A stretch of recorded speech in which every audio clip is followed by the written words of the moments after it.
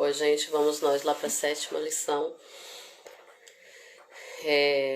Essa lição vai trazer vai falar, né, sobre a teologia de Bildade. Bildade é um dos amigos de Jó que vai se apresentar, o segundo amigo de Jó, na verdade, né, que vai questionar a respeito do momento em que Jó está passando, do sofrimento que Jó está passando. E a teologia de Bildade está em cima da segunda pergunta, da primeira pergunta, que é parte do título dessa lição, que é se há sofrimento, há pecado oculto. Nós temos visto desde a lição anterior, né, que o sofrimento ele não significa que seja causado por pecado, né, sendo ele oculto ou não, que o sofrimento ele pode ser uma provação, pode ser uma disciplina, né? Nem sempre o sofrimento vai ser uma punição devido a pecados cometidos, né? Que o sofrimento ele pode ser oriundo de uma disciplina, né? Que Deus queira com que nós aprendamos alguma coisa e às vezes é para o nosso crescimento espiritual, para o nosso fortalecimento e que esse tipo de provações, esse tipo de sofrimento, né, nos faz crescer espiritualmente falando. No caso de Jó, nós vamos ver que o sofrimento o qual ele estava passando não era pecado, né? Era apenas uma forma que Satanás estava usando para testá-lo, para que ele viesse blasfemar e se distanciar de Cristo. E hoje nós vamos estudar mais um pouco, né? Na verdade, todos os três discursos do amigo de Jó, eles vão estar envolvidos na mesma ideologia, na mesma teologia. Todos eles vão colocar o sofrimento de Jó devido ao pecado, né? Ou seja, ele revelado ou oculto, né? Todos eles vão colocar da mesma forma. O texto áureo da lição, ele está lá em João 8 e 4, ou Jó 8 e 4, que diz: se teus filhos pecaram contra ele, também ele os lançou na mão da sua transgressão, né? O Bildade, neste caso, ele vai apelar até mesmo para os filhos de Jó, os quais foram mortos, e Bildade vai dizer, né, nesse versículo, que os filhos morreram devido ao pecado. E nós sabemos, né, desde o início da lição, do início do livro que nós lemos, não foi pecado. Na verdade, os filhos de Jó morreu por permissão de Deus, porque Satanás quis que destruir tanto os bens que Jó possuía, quanto a família que Jó possuía, né? Ele queria tocar de todas as formas, ele trabalhou de todas as formas para que pudesse fazer com que Jó blasfemasse, Jó se afastasse de Deus, porque ele achava até então que Jó só era um servo temente, servo justo, porque tinha de tudo. Porém, Jó vai provar o contrário, né? Que a riqueza não era um princípio para ele estar fundamentado em Cristo, né? Que os bens materiais não eram o motivo pelo qual ele servia ao Senhor, né? Que ele conhecia muito bem a soberania de Cristo, né? E independente do que ele tinha, independente do que ele perdeu, ele continuava sendo um homem íntegro, um homem fiel, um homem justo. A verdade prática diz: a existência do sofrimento não quer dizer que haja pecado oculto, né? Eu falei no início já e vimos em outras lições várias referências sobre isso, né? O sofrimento ele não quer dizer que haja pecado, pode haver sim, possa ser que não haja, isso depende muito da situação. Eu citei o exemplo de Paulo, se não me engano, na lição anterior. A gente vai ver a história de Paulo após a conversão dele, um homem fiel, um homem temente a Deus, que ele vai apresentar o evangelho de Cristo para várias pessoas, né? Faz a obra de missões e ele inclusive passa por várias provações por amor a Cristo. Ele foi preso, ele foi chicoteado, né? Ele foi humilhado e inclusive nós lemos a passagem onde ele mesmo diz que foi posto um espinho na carne por um mensageiro de Satanás e que ele orou ao Pai por 3 vezes para que retirasse esse espinho, porém Deus não o tira, né, porque Deus tinha um propósito, né, com aquela enfermidade. Bem, a Bíblia não revela se era uma enfermidade, né, esse espinho na carne, do que se tratava. Alguns estudiosos vão dizer que era uma enfermidade, porém a Bíblia não nos revela. Porém, o Senhor não tira aquele espinho permite que Paulo continue aquele espinho na carne, e o motivo, né, é bem claro, para que Paulo permanecesse humilde, para que ele não viesse a se exaltar. Então, cada provação, nós vamos ver um propósito nela. E a leitura em classe, ela está no livro de Jó, vai no capítulo 8, dos versículos 1 ao 4, Jó 18, do 1 ao 4 e Jó 25, do 1 ao 6. Eu não vou ler a leitura em classe, porque senão o vídeo vai ficar muito extenso. Então eu não vou ler.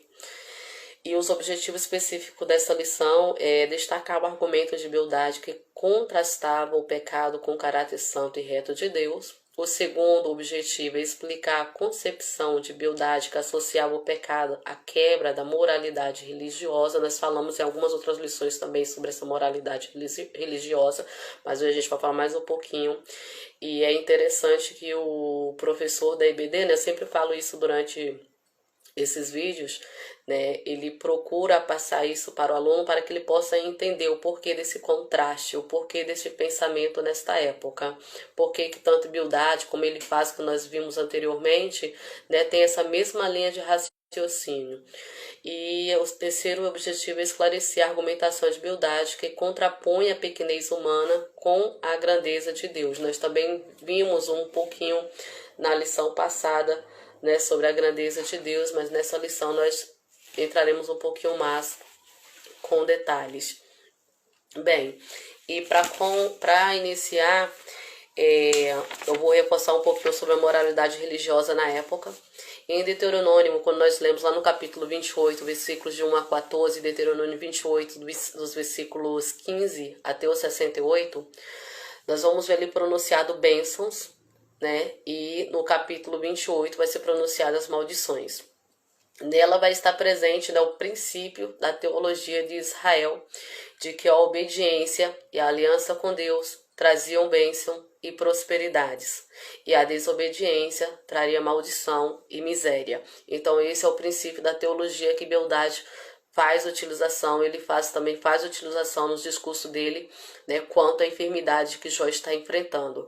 As bênçãos naquela época, para eles ali, né, o povo ali em Israel, eles serviam como recompensa pela retidão moral, né? O homem que era reto ia ser próspero, ia possuir bens materiais, ia possuir uma família também grande, e isso para eles era sinal de prosperidade. Porém, nós sabemos que para o mundo espiritual não adianta ter riquezas materiais, bens materiais e não ter a graça infinita de Deus, pois termos a graça de Cristo nas nossas vidas, essa sim é a verdadeira prosperidade.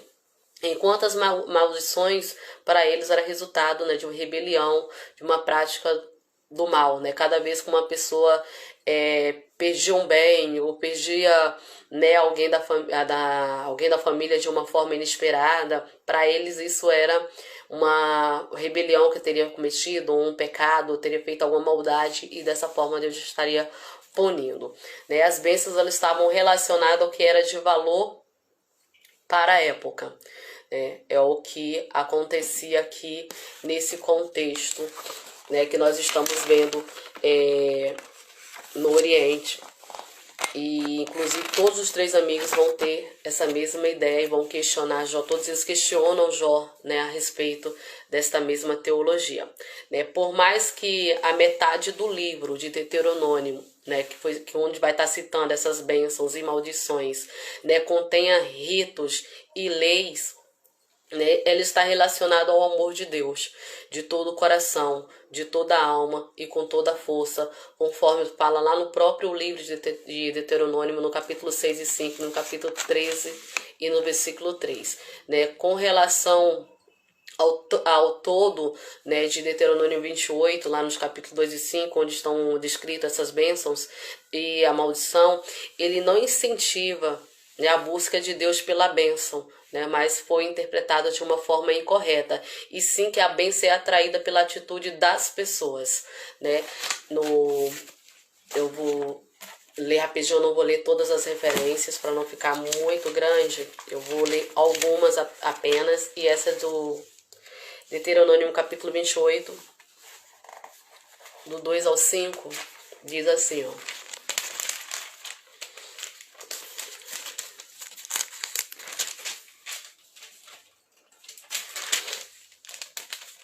28 do 2 ao 5. Obedeçam ao Senhor Deus e eles lhe dará todas essas bênçãos. Deus os abençoará na cidade e nos campos. Deus os abençoará dando-lhe muitos filhos, boas colheitas, muitas crias de gados e de ovelha. Deus os abençoará com boas colheitas de trigo e de cevada e com muita comida. Deus os abençoará em tudo o que fizerem. Quanto os inimigos atacarem, o Senhor Deus os destruirá na presença de vocês. Eles atacarão juntos em ordem, mas fugirão para todos os lados em desordem. O Senhor nosso Deus abençoará vocês em tudo o que fizerem e lhe dará tanto trigo que os seus depósitos ficarão cheios. Ele o abençoará ricamente na terra que está dando a vocês. Né? No versículo 2 já começa: obedeçam ao Senhor Deus. Essa obediência, né, é atraída aqui pela atitude que eu tenho, principalmente a obediência em relação ao próprio Deus, e não só, né, referente à minha posição pessoal no mundo material. Então, isso era a base para a teologia aplicada nessa época. E entrando na lição, né, Bildade, ele é tido aqui como filho de Suá. Suá era o filho de Abraão com Quetera, é o pai dos suítas, né? E Bildade é da descendência dos suítas, né? Conforme está lá em Gênesis, no capítulo 25, no versículo 1 e 2, Primeiras Crônicas também no capítulo 1, e no versículo 32 vai fazer essa citação. E os preceitos de Bildade eram somente religiosos, né? Sem princípios espirituais. Né, conforme vai estar descrito em toda essa lição, inclusive na lição anterior, nessa lição e na seguinte, vai falar sobre esses princípios, todos os três amigos de Jó. E Bildade também fala que Deus não se relaciona com o homem, né, devido à sua grandeza, que Deus está muito acima do homem. Outra em verdade também, né? Deus é infinito, Deus é soberano na sua magnitude, porém Deus nos relaciona conosco, sim, né?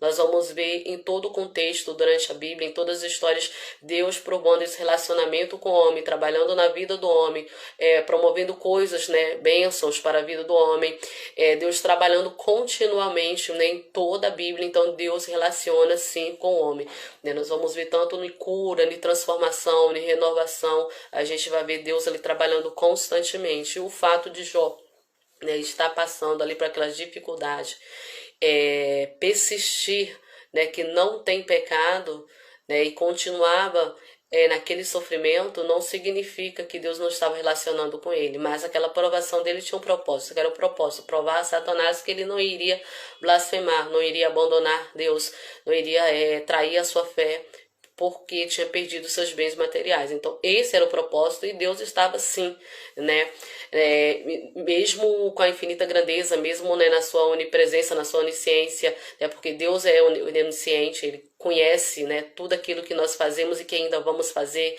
Ele é onipresente, ele está em todos os locais, em todos os lugares. Ele estava ali naquela situação, mesmo que eles não conseguissem ver.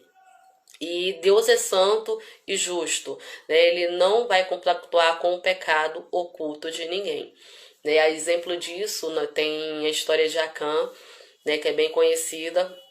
Quando o exército vai invadir a cidade de Ai, eles se garantem porque a cidade já é pequenininha, e o exército também. Então Israel tinha um exército muito forte, tanto que nem manda todo o exército, porque eles já estão crentes ali na vitória.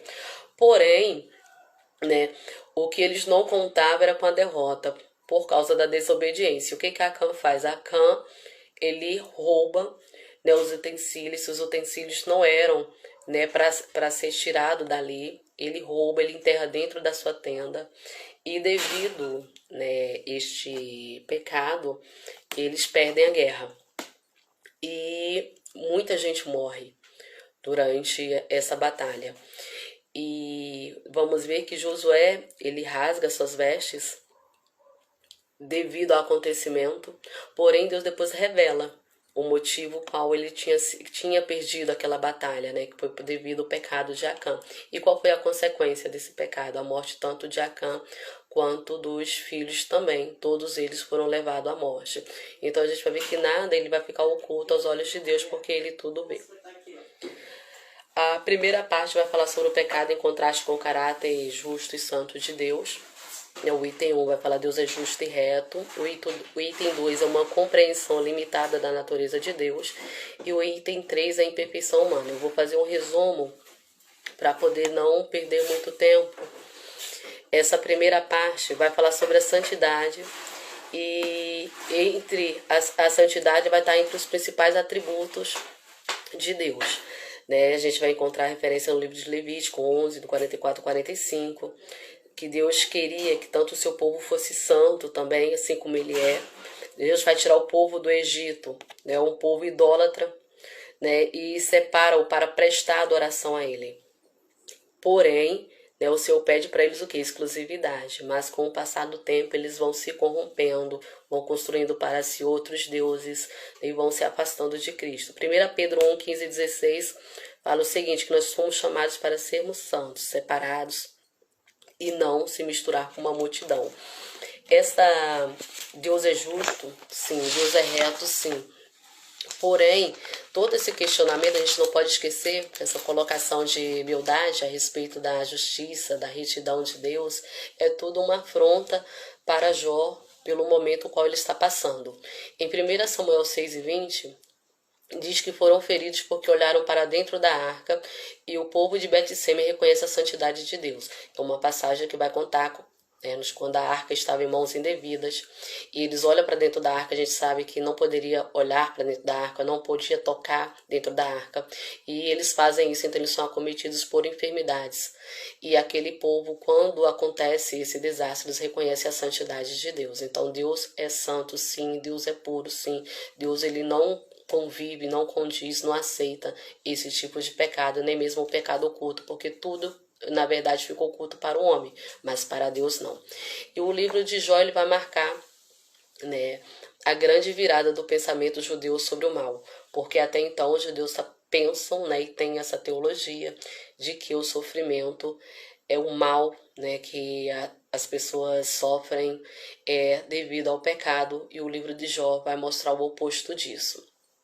E para defender a sua tese, Bildade vai enfatizar o caráter de Deus, vai defender na sua moralidade tradicional, quando ele não consegue reverter a situação, fazer com que Jó confesse, vamos dizer assim, o momento que ele está passando, enfatizando o caráter de Deus. Então ele vai usar como defesa a moralidade tradicional, porque era um costume da época. Ele vai falar nossos mais antigos, né, já o costume tradicional, os nossos avós já falavam dessa forma, por que agora ele está se negando, né? Quer dizer, está mentindo, está indo contra, né, a moralidade tradicional da época.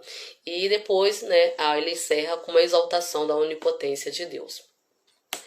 A onipotência de Deus, né, que é um dos atributos de Deus, e os atributos, eles são características de identificação, de distinção.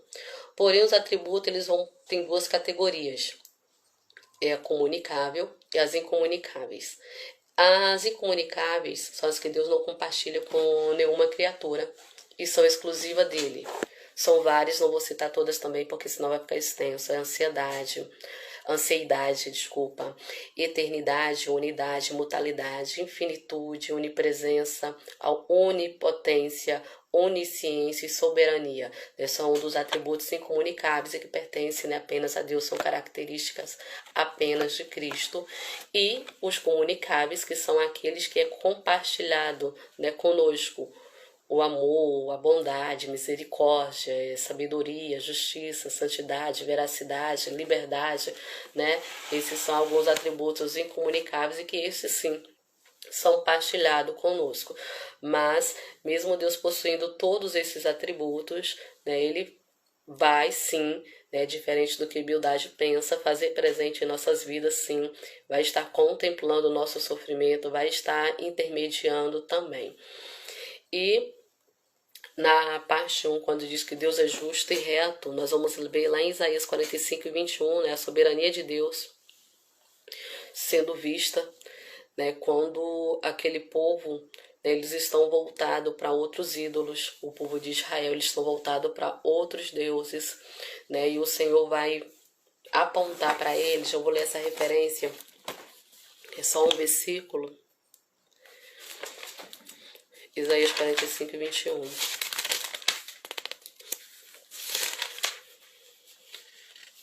Diz assim, ó: Falem logo e apresentem as suas razões, consulte uns aos outros se quiserem. Quem foi que anunciou há muito tempo as coisas que iam acontecer? Não fui eu mesmo, ó Senhor? Pois não há outro Deus além de mim, eu sou o único Deus, o Deus fiel que salva o seu povo, ou seja, ele é único, né? Exclusividade. E o ser humano, né, quando Bildade, ele na parte 3 ele vai citar a imperfeição humana, ele diz assim, diante da defesa teológica feita por Bildade, Jó pergunta, como se justificaria o homem para com Deus? Ora, Deus é infinitamente sábio e justo, Jó está consciente de que nenhuma perfeição humana o habilitará de aproximar-se de Deus. Dessa forma, a autopurificação não passava de presunção. Ainda que me lave com água de neve e purifique as minhas mãos com sabão, mesmo assim me submergirá no fosso e as minhas próprias vestes me abominarão. Essa passagem ela é interessante, em outras passagens vai deixar bem mais claro essa ideia de Jó. É bom você estudar, ter outras versões. Jó 9:2 diz assim, eu sei muito bem que as coisas são assim, mas como é que uma pessoa pode provar a Deus que ela está com uma razão? Aí 9:30 e 31, que é isso que eu acabei de ler, essa é a versão NVI, diz assim, o sabão não pode lavar os meus pecados. O sabão mais forte não pode limpar o mal que cometi. Né? Jamais, apenas Deus, né? Nós sabemos disso. Deus me joga na lama e até minha roupa tem nojo de mim. Deus não é um ser humano como eu e por isso não posso responder-lhe, nem podemos resolver a nossa questão no tribunal, porque nós dependemos totalmente de Deus. Nós somos imperfeitos, sim, né? Por mais que nós tentamos limpar mais de forma material, nós não conseguiríamos, porque isso se trata de espiritual, e do espiritual quem trata é Deus, quem cuida é Deus. Então o ser humano ele não se justifica por mérito próprio, quem nos justifica é Deus. Romanos 8:33 vai deixar isso claro, Gálatas 2:15 também vai deixar claro que nós somos justificados por Deus, mas através da nossa fé. Ninguém é justificado por obras, nem por lei, como eu coloquei já isso em outras aulas, mas é possível ser justificado apenas pela graça de Deus, conforme está em Romanos 3:24. Nós fomos justificados mediante a redenção que há em Cristo. E a segunda parte vai falar sobre o pecado, que é visto como quebra de moralidade tradicional. Esse tópico eu não vou entrar muito, porque nós já falamos na videoaula anterior, né? Fala muito sobre essa moralidade tradicional. Falei no início também sobre ela, né? A moralidade por tradição, que era um costume, né? Era uma ideologia da época, as pessoas viam dessa forma. A subvenção na ordem moral, né? Ou seja, destruir, né? O que Bildade estava vendo que ele queria destruir, ele queria derrubar a ordem moral, ele estava indo contra a ordem moral, contra os princípios que eles pregavam naquela época, né? Isso é o que eles pensavam quando cada vez que Jó se negava em dizer que não estava em pecado. E no item 3, essa parte é interessante, contemplando a cruz. Eu falei na primeira aula, o trator disso, né, que o livro de Jó está no Velho Testamento, quando se vive a lei, porém ele é todo voltado para a graça. E no item 3 a gente vai ver Jó recorrer precisando, ele precisa, né, pedindo por um redentor, ele já apontando para a cruz, apontando para Cristo, pedindo, precisava de alguém para estar ali intermediando, né, juntamente com ele. Jó, diante de todas essas acusações, ele vai apelar neste momento por um mediador. E o mediador quem é? Aquele que defende alguém entre duas pessoas, né? Nesse caso aqui ele queria alguém que defendesse, né? Que estivesse entre ele e Deus, alguém para interceder. E quem está entre nós e Deus intercedendo por nós é exatamente Jesus Cristo, né? Então o Redentor, que é aquele que defende, ele já está apelando, já apontando já para a cruz. Provérbio 23:11 diz, Redentor aquele que defenderá, né? Cita com um parente íntimo. Na época, por exemplo, de Ruth, é solicitado ali, eles procuram, né, um remidor, alguém que pudesse, né, assumi-la, um parente próximo. E em Provérbio 23:11 vai falar sobre o Redentor, que é aquele que defende um parente íntimo e resgata a propriedade. E em Jó 9:33 ele vai falar sobre árbitro, aliás, desculpa. E o árbitro aqui é exatamente essa figura, né, de mediador, de alguém que vai intervir, alguém que vai mediar. E Deus é tão imenso, né, que ele quer alguém, né, também ele quis isso, alguém que mediasse, alguém que nos defendesse, tanto que ele envia o próprio filho para poder fazer isso, para que pudesse ser o mediador entre nós e Jesus Cristo.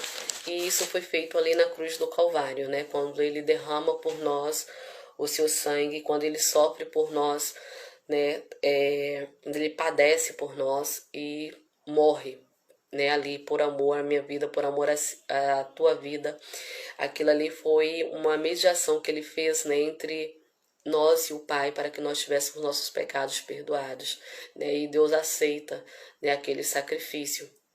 Por isso que quando ele pede, Pai, se possível, passa de mim esse cálice, não passa porque era necessário que se cumprisse a promessa ali, para que o sacrifício fosse completo e perfeito.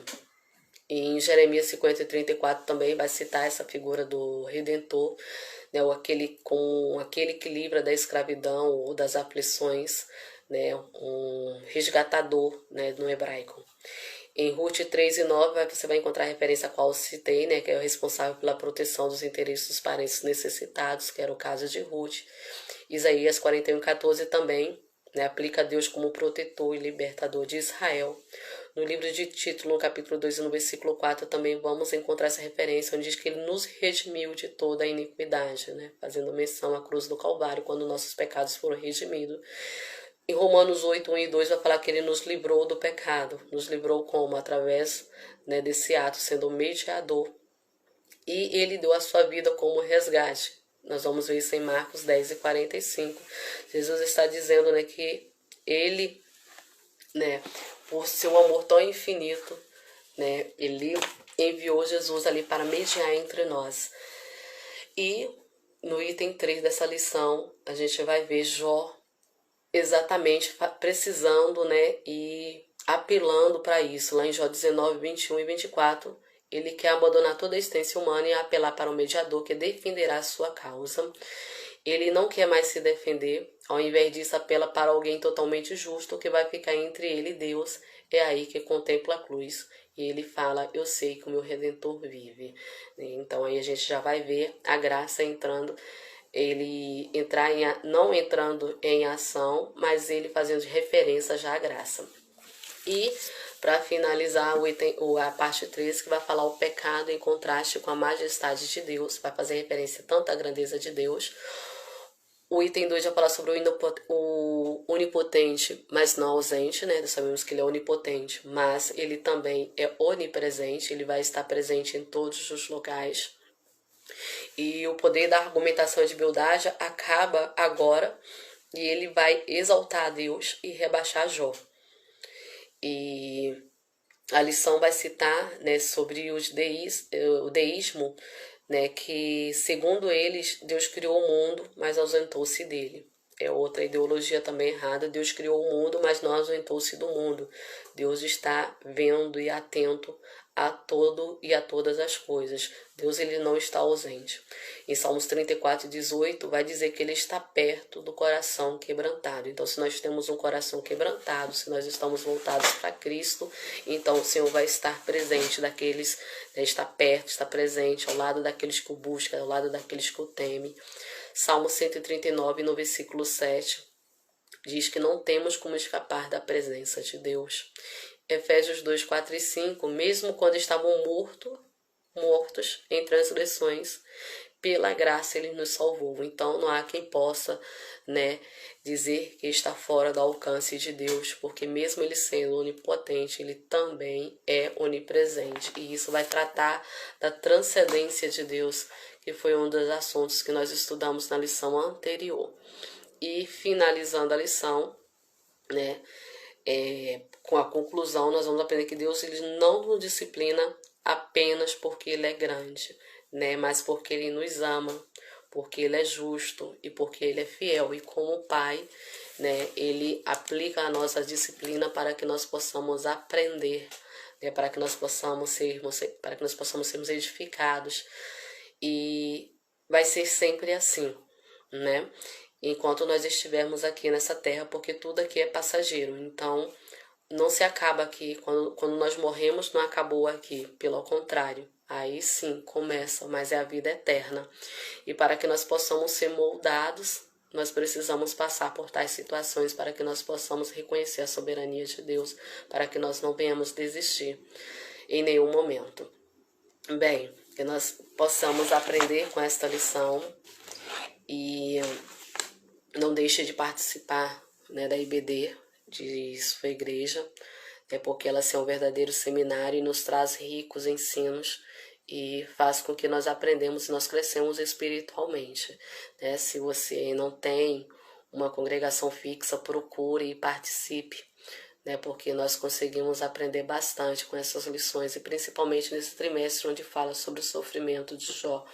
A gente vai ver o sofrimento, mas depois também, mais na frente, a lição vai trazer a vitória, né, que ele teve em sua vida. Deus tira ele desse cativeiro. Bem, vou concluir aqui. Que Deus possa nos abençoar a cada dia.